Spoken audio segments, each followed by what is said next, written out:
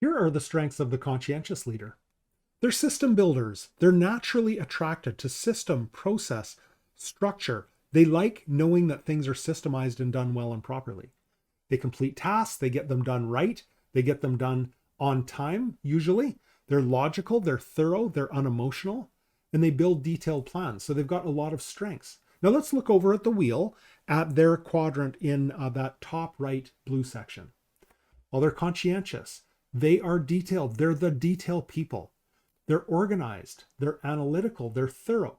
Now you can see they're verbal, and they're verbal primarily around task because they're also task focused. So they're going to be talking a lot about task.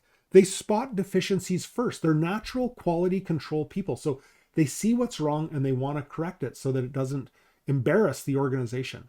They're task focused. Again, not that they don't care about people, but they're thinking first about task. And they, like the supportive personality type, are also reactive.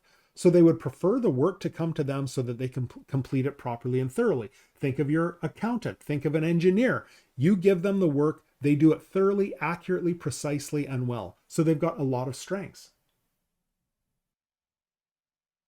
Some of the weaknesses of the conscientious leader are that they can get bogged down in detail, especially when a decision needs to be made.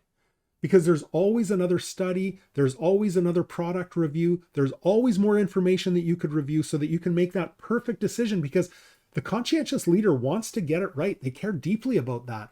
So sometimes, you might have heard of that phrase, analysis paralysis.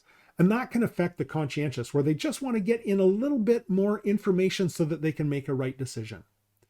They dislike and avoid people's emotional displays.